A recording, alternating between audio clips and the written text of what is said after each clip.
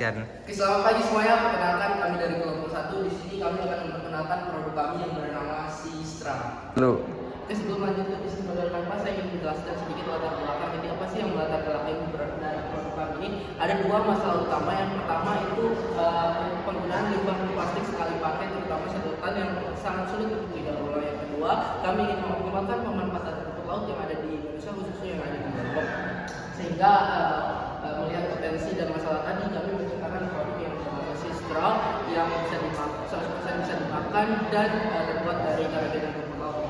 Dan langsung saja ke bisnis model kanvas. Jadi di sini ada kita mulai dari customer segmen. Di dalam customer segmen ini terdiri dari dua segmen utama. Yang pertama segmen bisnis to bisnis yang terdiri dari kafe, restoran, hotel, resort, terutama yang bisa dengan kawasan wisata.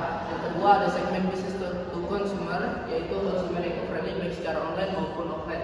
Lalu apa sih value yang ditawarkan oleh produk kami ini? Yang pertama, dia itu 100% bisa dimakan. Yang kedua, dia itu tidak akan mempengaruhi rasa dari minuman yang kalian makan. Dan yang ketiga, itu dia eco-friendly. Lalu bagaimana kami bisa terhubung?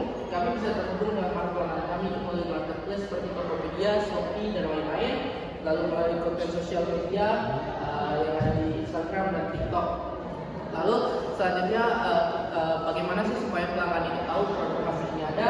Itulah yang disebut dengan promosi atau kampanye, di mana di dalam customer relationship kita mengelola hubungan kami dengan para pelanggan seperti mengedukasi zero waste, pencemaran lingkungan. Lalu ada di dalam kemasan itu tertera bagaimana cara menyimpan produk supaya tetap aman. Lalu kami selalu merespon cepat pelanggan apabila ada keluhan yang diberikan. Ya. Selanjutnya untuk menciptakan value proposition dibutuhkan proses internal dan eksternal, di mana proses internal itu disebut dengan activities. Activities itu adalah aktivitas utama kami yang dimulai dengan memformulasikan hingga produk tersebut jadi. Kemudian kami mengecek quality control kelenturan dan ketahanan. Setelah itu dilakukan pemasaran baik itu offline maupun online. Untuk mendukung aktivitas itu dibutuhkan sumber daya, di mana sumber daya itu adalah bahan baku, peralatan, kemasan, tim produksi dan pemasaran, serta ada brand, sistro, dan desain kemasan.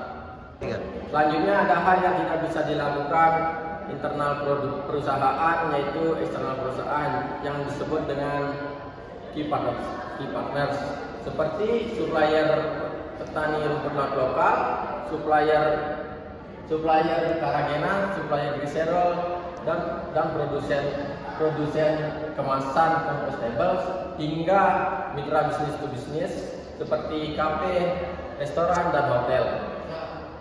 Baik, di sini untuk bagian revenue, pendapatan kami didapatkan dari penjualan, eceran, kemasan, dan dilanjutkan pendapatan dari bisnis to bisnis, yaitu antara yang kami lakukan melalui kafe, restoran, dan hotel.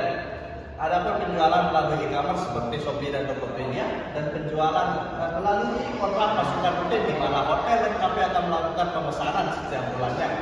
Dan juga potensi dari kunjungan wisata, di mana wisatawan lebih menyukai produk ramah lingkungan. Di sini dilakukan infrastruktur, di mana ada bahan baku, tenaga kerja langsung, overhead, transportasi dan logistik, dan marketing digital.